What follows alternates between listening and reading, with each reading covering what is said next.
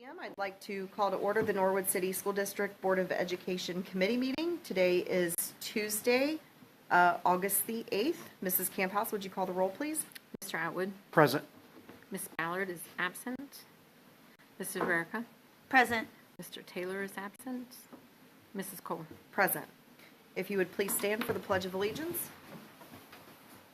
I pledge allegiance to the flag of the United States of America and to the republic for which it stands, one nation, under God, indivisible, with liberty and justice for all.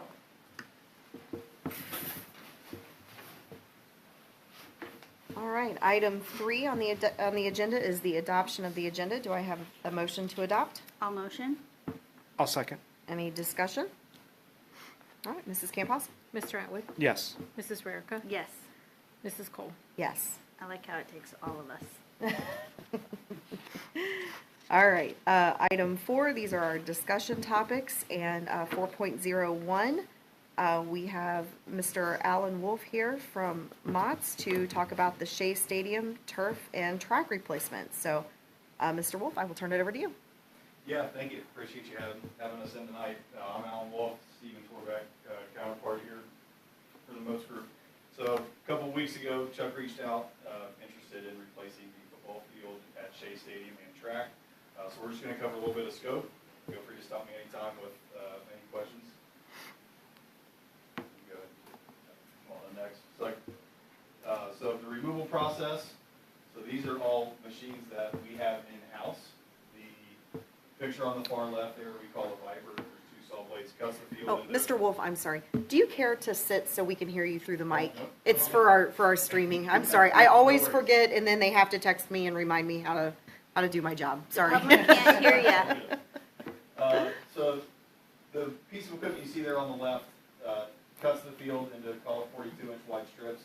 We have another piece of equipment that rolls it up into large rolls, and that piece of equipment you see on the right side there actually extracts the infill, which is what we will be doing at Shea Stadium. We will extract that infill. We store it in super sacks on site, and that infill gets used into the new synthetic system that we built.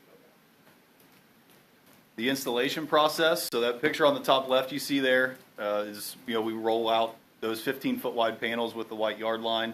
All of the numbers, hash marks, end zone letters, things you see like that, soccer lines are physically cut out and glued in by our crews on site. That is actually me rolling in that soccer line on the top right there.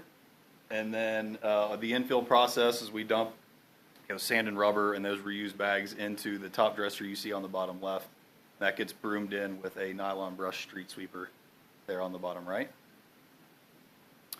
I've got some concepts to pass out here. I'll continue to talk when I get back to the microphone.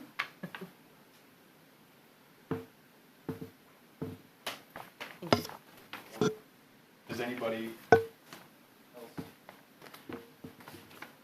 We have some extra copies if anybody does want one. So through meeting with Chuck and Julie and John, discussed what concepts they would like to see, essentially what you want the field to look like. So what you have in front of you right now is what's shown on the screen, is PF 1.0. Not much difference in the two concepts, and here's the other. Biggest difference being soccer lines are red on the first one, and then you'll notice the difference in the color of the border. So I saw these for the first time, I believe it was last night. I like the white over the red. The letters or the line around it? No, the letters. The line. Because the white pops Shows up out. better. Yeah, the white pops out better than I the think red. we're It's gonna easier. be, It's easier to all read. fivesies. Yeah. Amber told me to say that too. Yeah. The other thing that I'm not a fan of is the font that was used for the Norwood and the Shea Stadium, because it is very different than the center of the field.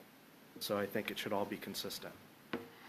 From the center logo, you mean? Yeah, from the center logo. Yeah, it's much different font, and I would prefer it to all be consistent. Okay. It's just a I was personal wondering preference. about this font. Yeah, I where was did like, that is font this come from? something that was there It was before you, wasn't it, Chuck? I don't think so. So we start using this on some of our branding, Uh-huh. moving forward, because of some calls that we've been getting lately. The N or this? No, the font. So, The N is our official logo. Thank you. There we go. This font? We've been using that lately because of our mascot name. So what we were wanting to do is still kind of stay within the lines or stay within the trajectory of our mascot, but kind of give an updated feel. So that's why we've been using that font as of lately. Yeah, I don't personally love the font either. I think it's just hard to read. Yeah. Or yeah, it just, the O's don't need to have these little feathers. So the idea They're is, extras. as far as branding goes, the Florida State Seminoles is where I kind of took it Yeah. from. And I seen it before when I first came over, and I thought it was pretty cool. And actually, we kind of are using it on our new football uniforms too. So some of our other uniforms, we're starting to use that font on as of late. So it matches the kids' uniforms? This stuff, Pretty close. not that. Pretty close. And actually, the font at the 50-yard line is the same font. It's just probably a smaller font. So we had that conversation when we first looked at these renderings. It just looks like that, but it's pretty close from what Stephen and Alan told us. Yeah, that font in the center of center of the field, that's not the same as so the block in. the block is in. what's in the room here Yeah. Right. versus what's in the end zones is the font that we were talking about. Mhm. It's more similar to what you see at Florida State. Yeah. And I think that what you're saying, some of your uniforms are starting to Yep. incorporate that as a way to kind of tie the theme to what your mascot is without using that mascot name, which we know is coming. Not a fan of the font. I don't care for it either. I guess I'm on the fence. I did think it looked, I was like, meh, I don't like the fancy things going on there, but if it's on the uniforms. And it's it actually some of ties the branding around together. the stadium too. Right, so if we're branding across, I noticed it with all the Be Elite stuff was when I started noticing it. So the W is especially weird. that's what got me. I was like, what's going on with the W? Yeah, the W is especially strange. No. How permanent is something like that? How long, if we have that, how long do we have that? 10 or 15 years. 10 or 15? Yeah. So if we went block and our uniforms are like this stuff, but then how long do we have uniforms? Uniform cycle is usually 4 to 5 years. Okay. Yeah. And then we don't have that font maybe the next cycle. The uniforms are less permanent than this, right? So if we could, Yeah. do you guys like the more blocky stuff, or what would you like, Brandon? So I would like for it to be consistent. Yeah, Or like whatever this guy? is. Yeah. I like this guy too. Yeah.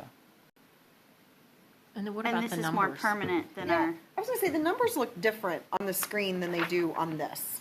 Yeah, so it's just a, what's the word I'm looking for? Pixelated, you're seeing some pixelation when it's on the screen. What you see on the printout is more akin to what it's gonna look like.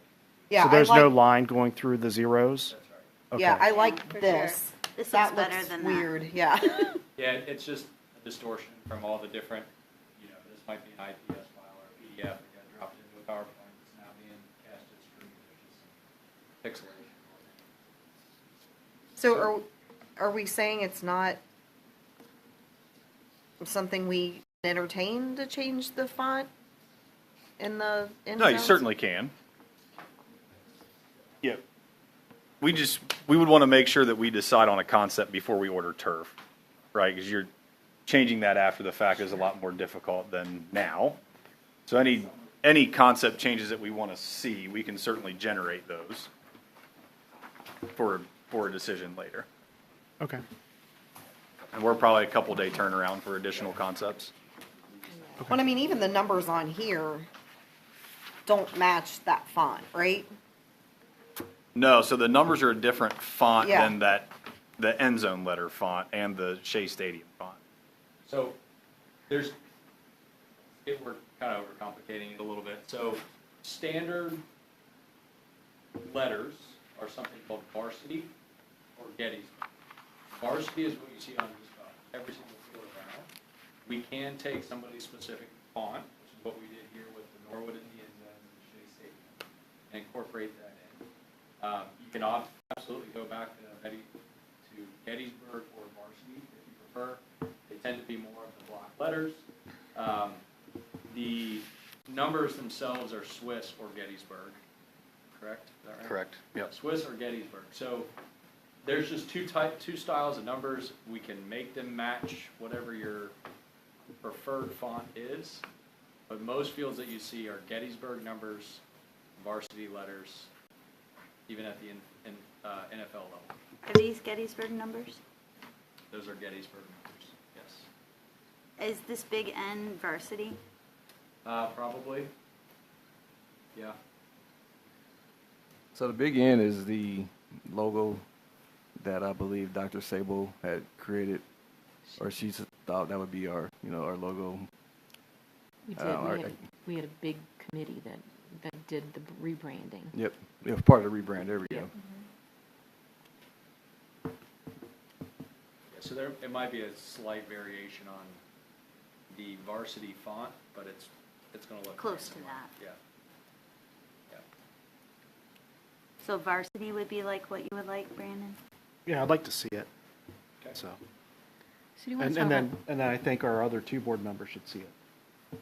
Can you talk about the timeline a little bit, just to let us know about these changes, and when's your deadline that you have to have a firm plan?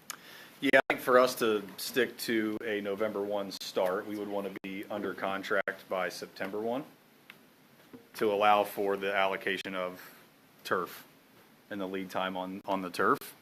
The removal process is relatively quick, a couple days for the removal process, and then the installs. I mean, we're building this in the winter, so obviously with a little bit of weather, probably a 3 to 4 week install for the synthetic turf portion.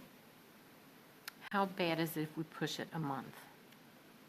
If we can't get it, I have a limited board in August, and in September I should have a full board, and this is a big deal for us, and we really want it to be something that fits the district really well, and I'd like the whole board to speak to it. So I would hope for all my board members to be here in September. Yeah, I mean, I think we're just pushing that start date back a little bit, and you don't have sports out there in the winter anyway. Right. So, without having a hard deadline of a football game, August 28th, it's a little bit of wiggle room there in the winter for a build. Okay. So not as big of a deal as if this were going into, we were starting to build this July 1 and you had a football game August 5th or something. Sure. Okay. Changing fonts will have a minimal effect on price as well. Some letters styles are larger and could add a little bit of cost here and there, but it's not significant by any means. When is your September board meeting? The 12th. Was the committee meetings on the 12th, Committee meeting's on the 12th. and then the actual board meeting's the 21st. So I can get you a contract on the 22nd.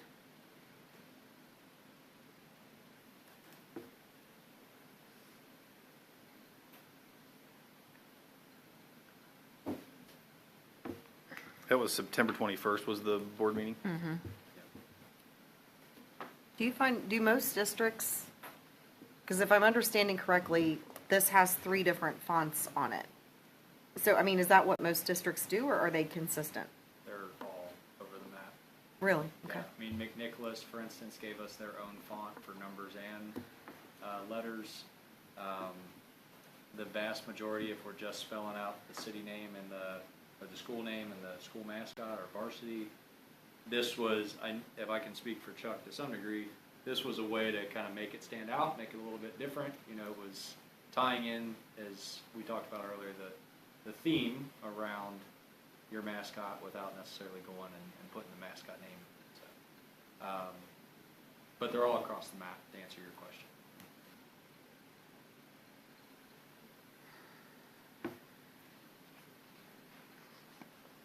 Thanks for trying to do something cool. It doesn't mean we don't like you. So everything else on it we like, is there anything else?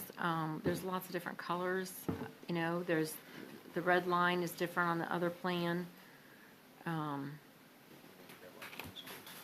just take a really good look at it now and see if there's anything else. Not off the top. Highland and Columbus. And Stephen, if you don't mind, since you're there, if you're gonna pull up, could you pull up, I guess, anything Florida State related and kind of give context to it all? Yep.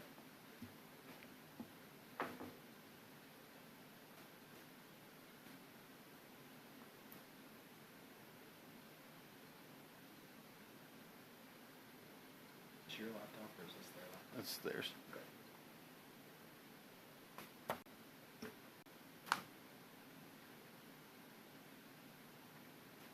You can kind of see there the same font style.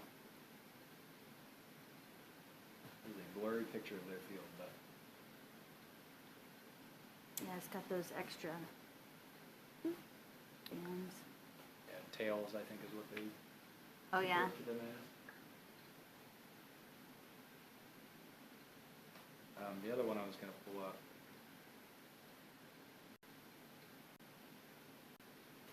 What's the one up in Fort Wayne? It's red, white, and blue. Carroll.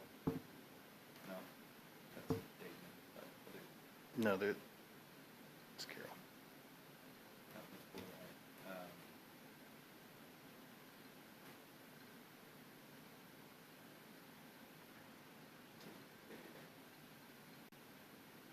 Woodland, Leo, New Haven. Oh, here it is.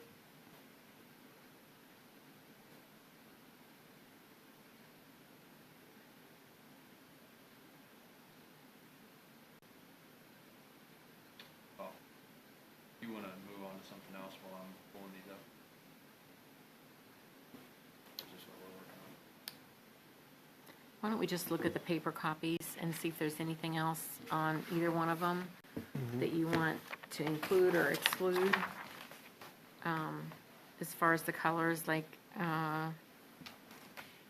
PF1 has the white line all around the outside. Or PF 1.3 has the red against the navy. Does anybody have any feelings about the soccer lines? I mean, I don't really, but I'm just worried, thinking about the white and the red. Is the white easier to see for soccer lines or red, since it's different from? I have no idea. I don't know either. I That's just, why I'm asking. yeah, I know that the Norwood in white stands out way more than Oh, the yeah, red. I love that too. But the soccer, I don't have a, I don't have a preference. Do you know, Chuck, which one, would it matter for the soccer players? It wouldn't. I believe the white soccer lines would probably stand out. Be a little easier to see for referees and players. What's there now? Red right now. Is it red? Yep, Painted red? believe so. I think it's painted. Yeah, it's on. painted. I think those are gray on that. Okay. Those soccer lines are Oh. gray. We could do white, like Beechwood High School did white, but your football markings are white. So That's why, yeah, gray makes sense if the Yeah. football markings are white, okay. Yeah, I Yep. didn't realize they're gray. They are. Well, that makes sense, I guess. So they're at least a little different. Yeah, I don't have a strong preference on any of that. I like the red on the blue. I like it. It just doesn't pop. You know what I mean? Like Right, and it looks especially really the nice. games, it's dark. Yeah. When we're playing games, that's what Amber mentioned too, and I was like, good point. It's dark when Yeah. we're playing games, and white shows up better. Yeah. I mean, I like the looks of it. It just doesn't pop as well. Yeah, I don't have a strong preference on the lines. And we like the Shea Stadium on there, Any right? soccer Oh, I players love here? the Shea Yeah, Stadium the on Shea there. Stadium is a beautiful touch. Yeah, we love Okay. the Shea Stadium on there. Good. Yeah. What So, this? if I may, I'll circle on, to stick on the lines for a while. One of the things that I hear a lot, and having done this for 150 schools at this point, the athlete will know where their line is. The people that you'll hear about it from is the parents and the referees. Oh, so what do we think? I would say you're in good shape with the color palette you have. You know, where people complain about it as if it's like a purple line or if it's if you've got lacrosse on there and you've got all these other sports, that's when you hear people complaining about it. But I would say all of these colors, whether it's red, whether it's gray, will stand out just fine to the athlete that's playing on it. Yeah. That's good. And then I wanted to show you a couple of other examples of just some of the different fonts that we've seen over time. So this is Lakota West. They had their own font, but these are Gettysburg numbers. They went with red. Actually looks pretty good in person. McNicholas, I don't remember the name of this font, but they've got the same font for their end zones as they do for their numbers. They actually went with black everywhere outside of the football field to frame it up. And then this one is Carroll High School up in Dayton, Ohio. This, I believe, is the varsity font with Gettysburg numbers. Really? Because that almost looks like Times New Roman. So the font names that we give them are not necessarily Microsoft Word. So it could be pretty darn close to Times New Roman. So Gettysburg looks like Times New Roman, and varsity is block. Yeah. So the font names for the standards come from our turf manufacturers, not from Gotcha. an actual font. Because when I look at that, I don't like how the A has the skinny side and the fat side. Right? I'm It's not a hard to see. Yeah, I'm not a fan of that. We don't have any A's. No, we don't. But I'm just saying. Like if I were Well, looking, Gettysburg is the skinnier letters in general Absolutely. and less bold. Do you still have that open? Do you care to like pull up the Lakota West again and then like flip to the McNick? Like look at the difference. Like I'm talking to like everybody in the room. Like look at the difference in the red font and the white font. Like it just makes such a huge difference. Yeah, bear with me one second. I was going to pull this up. It's like that looks familiar. That's us. So that That's should why that looks reveal it. familiar. Well, that looks real nice. And then I mean, the is one that you what we asked have about now? was yeah, that's our field now. But like I mean, like I've seen a lot of times. I like don't look at the memorize like the it. red and like the red numbers compared to like the white numbers. I cannot see those numbers. I mean, it could just be the picture on the internet, but I mean, like But it's still, the red is really bright. yeah. Really Okay. bright. I might actually have a color wheel in my truck if you want me to go grab that. But. And this is again the current stadium. Probably a few years ago would be my guess.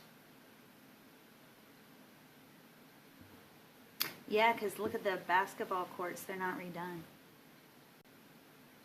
I would imagine this was taken shortly after this was installed. How old is the field? 12. Year 11. So.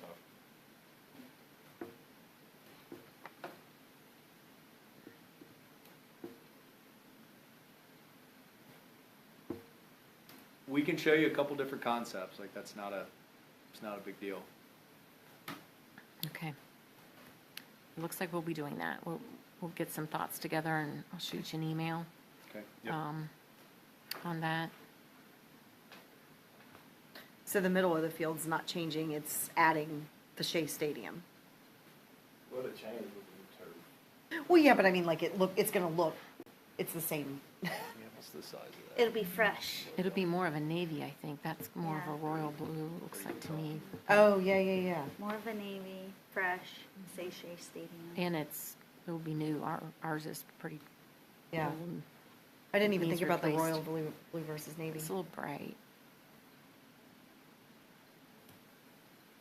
Isn't that funny? As much time as you spend there, and then you're like, "That's what it looks like." I know. From far away. I highly doubt we've got a new one of Piqua High School because we just replaced it. They're the same colors too. I don't know why it come to that originally. It'll be blocked from. Yeah, I was like, "Oh, you're not going to get on Facebook here. No way." Maybe we could look it up Yeah.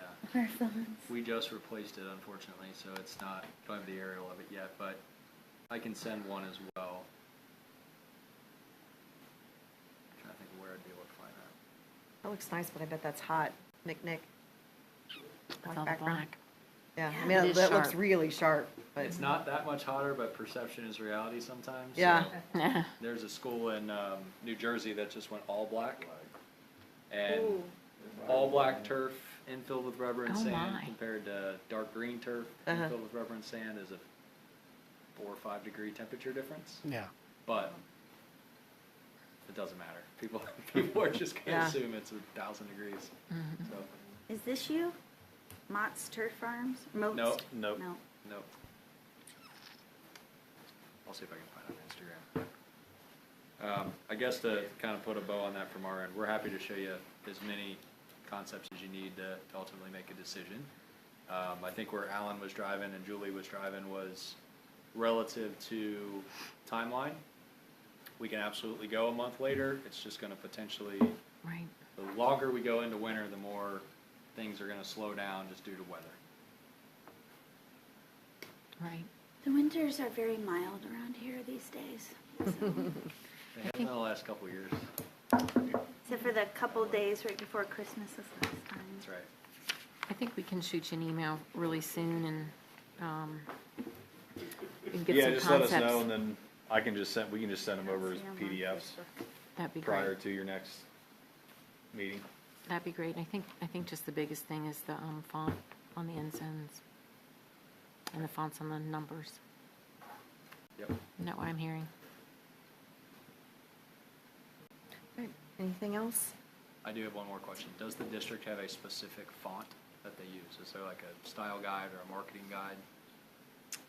We Or does can look into athletics have that. one? We'd have to go back and look at, We do have something, but it, most of the time just includes the lettering around the N, so, which is something you're not doing, so, but we can show you what we have. It'd be worth seeing if Yeah. that's something that we can do with end zone letters too, if that is a specific font. Just to But kind of tie I think I everything together. heard Mr. Atwood say that he wanted both sides to be equal, like, for example, the letter A or any letter like that. So Okay. that kind of narrows it down a little bit. Sure. Yeah, Yeah. okay. Take a crack at it.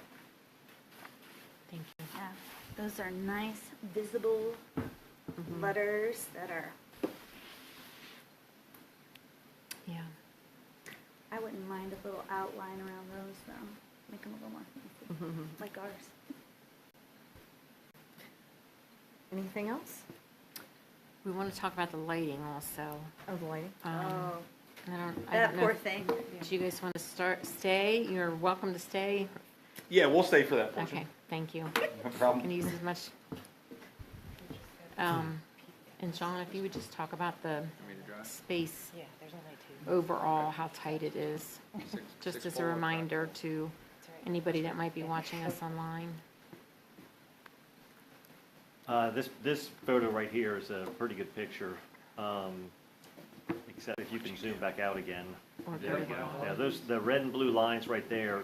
The blue line is where the power lines are, and the red line is the 50-foot, easement is the wrong word, but that's, I think, the word we've been using. We have to stay away from that red line because that is the space that you put yourself in jeopardy when you're working in that space with electric. So as you can see where the existing light poles are, as several of the previous subcontractors have gone to change lights on the railroad sides, they say they feel the voltage coming through the power lines, and they're a good distance away from it still. So one of the options we present right here, last month we mentioned that we were looking at putting a pole between the track and the line of the soccer field, and everybody agreed that that just didn't seem feasible because it was just too close to the soccer field. So another option we came up with was to put one over where the existing scoreboard is, and you can see it's outside the curve of the running track there, so it's actually in the grass as opposed to the rubber of the track or the turf. So it's actually in the physical grass. One of the worries we have there is as somebody is receiving a pass or a kickoff or a punt or something like that, if the ball is in that range of that light pole being on the other side of the end zone, that could create problems. This was an example that Musco Lighting gave us. So this is a possibility we could do this, as opposed to the idea that was mentioned last month being tight again between the track and the soccer field. So we do have other options. You may see over on the lower right down there, which I believe is the southeast end, we do have 2 poles over there. They're both on the outside of the track. So those are in good places. It's the one there behind the score or at the scoreboard area that we're concerned about. So this, this area, just to reiterate, you know, we've got railroad tracks going through there, and we've got high tension lines from Duke. And would you say between that red line and that blue line is probably 20 feet, or maybe even more, John? I think it's 50 feet.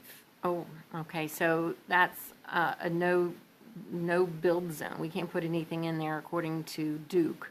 And so we're really handicapped on where we can put our lighting. I'm just giving a recap in case anybody is watching online. Last month we talked about a 5-pole plan, and the big con about the 5-pole plan was the 5th pole would be inside. I'm sorry, can you switch over to the 5-pole plan up top? The 5th pole would be right in that grassy area and be very close to the football field and within the soccer field. Am I saying that correctly? Yes. Okay, and that's at F4 pole. And so that was a big red flag for us because, of course, safety is utmost important. In addition, F3, the other light pole, is on the edge of the track, which is not ideal either. But again, we're working within that no build zone from Duke that we cannot touch for anything electrical. So if we flip back over to the 6th pole, you know, we've modified it so that F5 is moved down a little bit, and F4 is more clear from the track, away from the track. F5 is still really close to the track, and F6, the new light pole, is over, like John said, where the scoreboard is currently. One of the cons, like John said, was it could create glare. Now, the lights on the light pole I asked about because this is not, you know, something that I know, but the lights are adjustable, but it is a one-time adjustment. So when they're installing it, we'll go out at nighttime and try to adjust it so that it has the least amount of glare that we would hope for, but it's not something that we can really adjust every game or make it any better after that. A second con is that we would have to move the scoreboard. Now, we had tentatively planned on buying a new scoreboard because it really needs replaced also. And right now, we're thinking that the scoreboard would go over in, what corner is that over there on the right? Southeast, The southeast corner. close to where the flag is. Yes, so that would pretty much just flip the scoreboard from one side to the next side and shouldn't cause any vision problems for either home or visiting teams. So our big con then is the glare. Again, you know, neither the 5-pole or the 6-pole are ideal.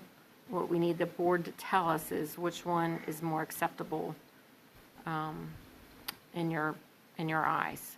This this decision does not have to be made today. So the way that we've planned it is the 5-pole layout, even though we really are not happy with that 5th pole, is part of our SHP scope right now. So we're going to go out to bid with that in our scope. What we've asked the architects to do is put the 6-pole layout in as an alternate. So that means that when the contractors that are looking at our bid advertisement and our plans, our scope, they're going to consider both. And then when we look at the alternate, they're going to tell us what the price difference is between 5th and the 5-pole and the 6-pole. And then after the bid opening, we can make that decision, which will be in the September board meeting, after the 15th of September. So we get a little bit of time to talk about this. I just wanted to make sure that you all knew that we really are trying to get something in front of you that's better than what we presented before, but you know what our obstacles are with just not having a lot of land right there that's compatible to light fixtures or light poles. So one question that I have is do we have the ability, or does whoever put this together, is there any way we can model this to where we can get some sort of idea of, at least three-dimensionally, if you're standing on the field with the six-pole plan and you're at the east end zone looking west, how that would look looking up into that light staring at you? Is there any way we could see that or kind of visualize that? We can request that, we can ask for that. I do know I have seen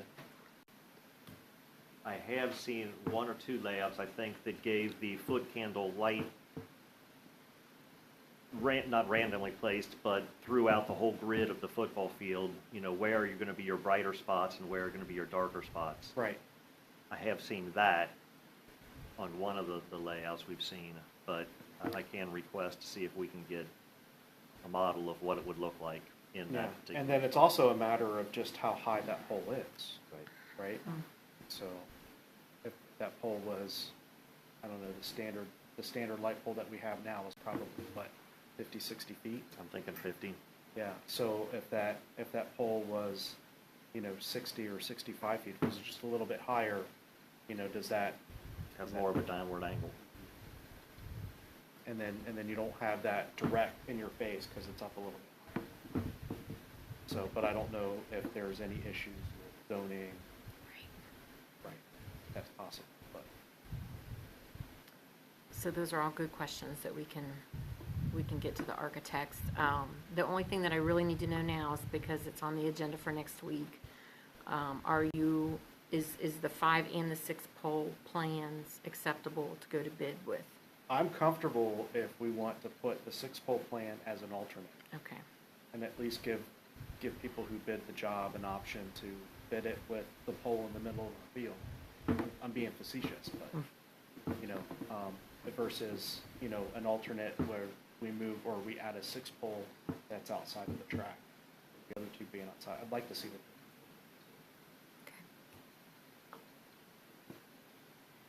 This gives us and it gives the people who bid the job some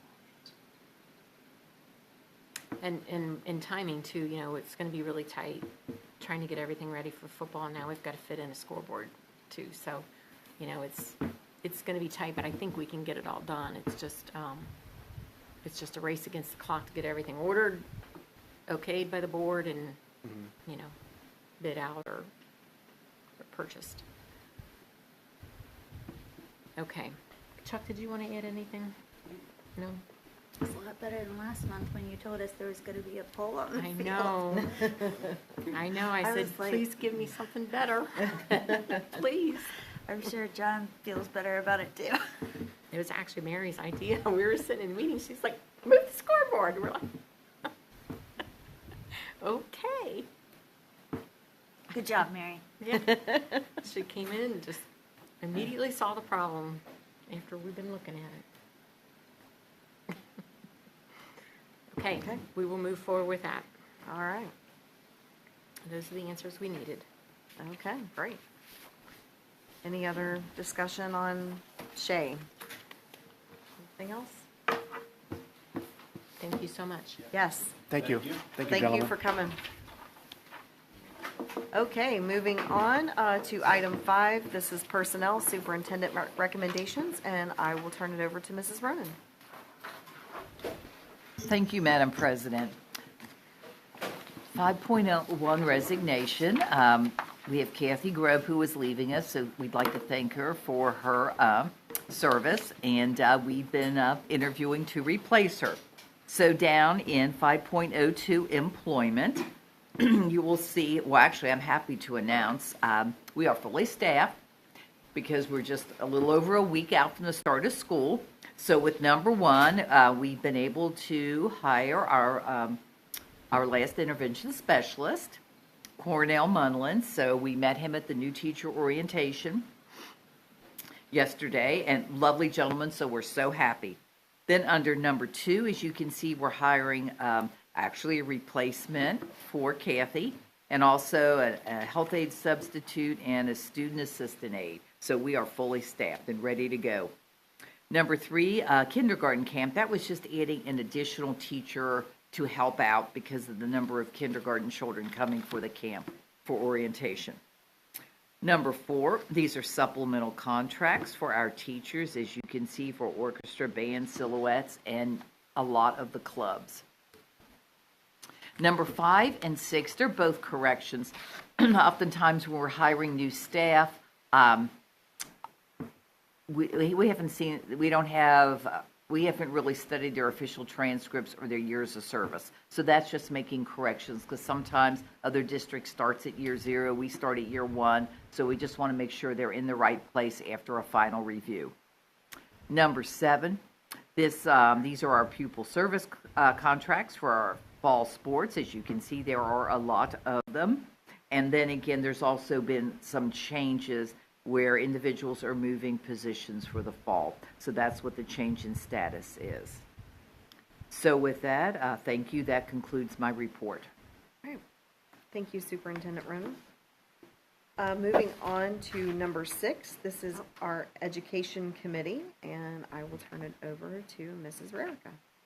And the Education Committee will be approving our OSBA Capital Conference as PD for board members. That's all my things said. So that is November 12th to the 14th. And again, any board member that is available, we would like to have everybody attend. Super cool. I love it.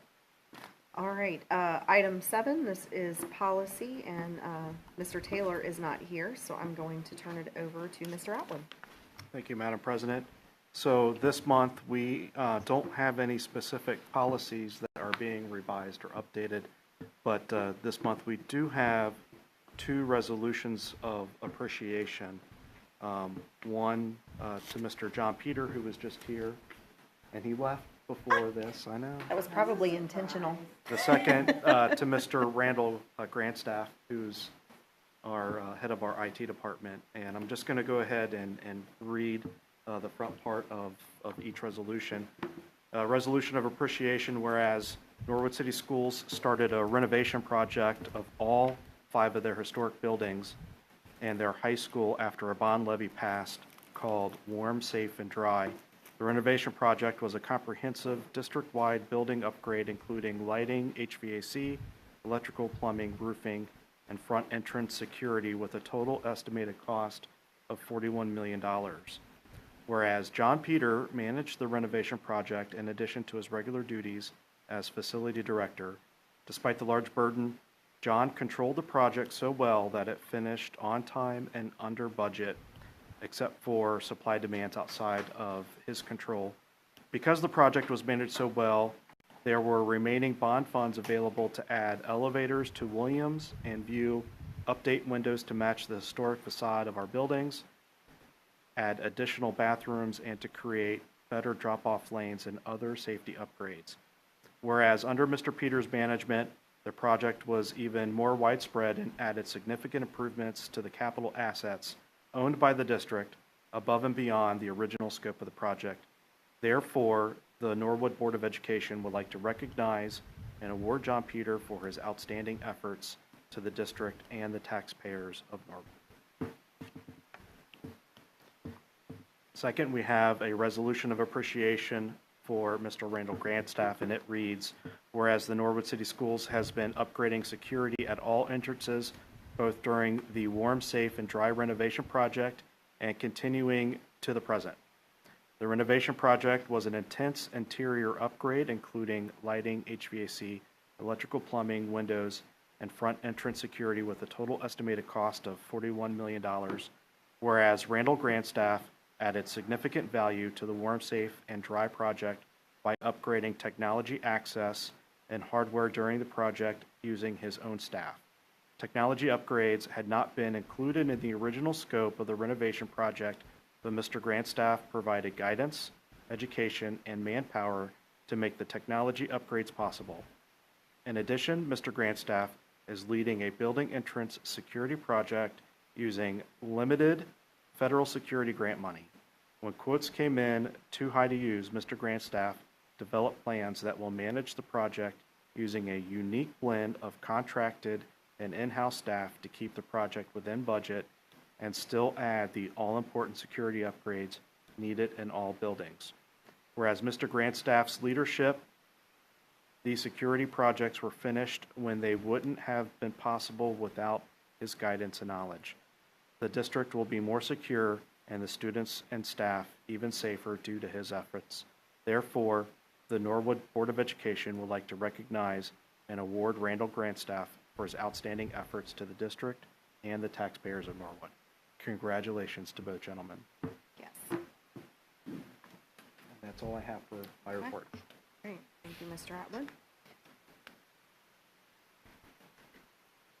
And of course, outstanding efforts by Mr. Peter and Mr. Grandstaff, and I know we are all very appreciative of all of their work. All right, so we would move on to item 8, which is Building and Grounds Committee. Ms. Ballard is not here, but we have no requests. So we can move on to item 9, which is Finance, and I will turn that over to our treasurer, Mrs. Camphouse. Thank you, Madam President. 9.01, financial reports, the CFO report, monthly financials and change order listings are attached to the agenda for your review. 9.02, the appropriation resolution, our budget for the current year. 9.03, Norwood commercial paper, per ORC 135.142C, we need to declare the commercial paper investments we've used in this past year. Currently, we have no commercial paper investments, but we are still fulfilling the mandate. 9.04, middle school security project to approve the additional cost for labor for further security protections at the middle school for $40,924. 9.05, next week we will have to declare our OSBA delegate and alternate for the 2023 Capital Conference. 9.06, Shea Stadium improvements, the notice to the bidders. This is the first official step in our bid process for the upgrade work at Shea. These projects include the building HVAC, waterproofing, press box additions, flooring, and indoor and outdoor field lighting.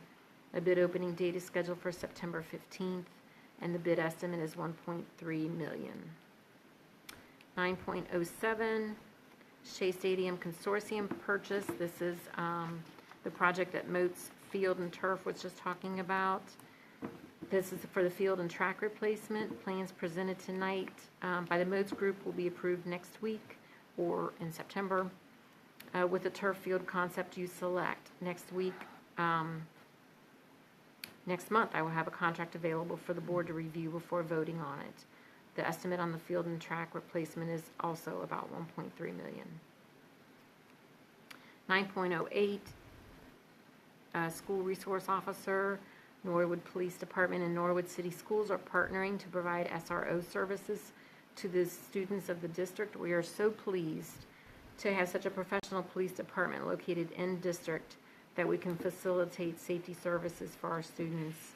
We will follow up this action with another memorandum of understanding that will define details concerning camera access and student services at a later date.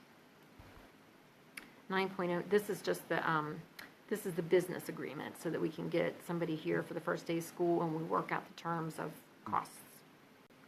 9.09, then and now purchase orders. We've got a couple purchase order or 3 purchase orders that need further approval. 9.10, special ed agreements to provide IEP services for qualified students during the 23-24 school year. And finally, 9.11, a resolution to declare transportation practical. This is our latest list of charter and private schools in which it is impractical to transport as per current ODE mandates. I think I told you last time we approved this that we will bring this back quite often during the school year just to make sure that we're checking off those mandates that we were required to follow. That is all we have for finance. Is there any questions on that? Lots of stuff. With the school resource officer is the vision that we would have like one person dedicated for like kind of like in years past, the folks that we've had have been consistent? Yes. Or there's just gonna be like one person? There'll be one SRO that fulfills that. Robert Pound. Yeah. Oh, okay. Okay. We'll still have other safety. I mean, they'll still have officers dropping by and helping with drop off and pick up, and there'll be a big presence in the school, but we'll have just the one SRO. Okay. I don't know why when I was reviewing this document earlier, for some reason I was thinking like they could send different people. I mean, it doesn't matter. I was just like, is it going to be the same person or is it, yeah. And actually, they sent off to the town for training in July to do an SRO. Oh, great. So it's all worked out timing-wise, so we're very fortunate. Yeah. Anything else? Okay. All right, so moving on, item 10, this is our motion to adjourn. Do I have a motion? All motion? I'll second. Any discussion? All in favor, say aye. Aye. Aye. All right, the time is 6:51. We are adjourned. Thank you. Whoop, whoop.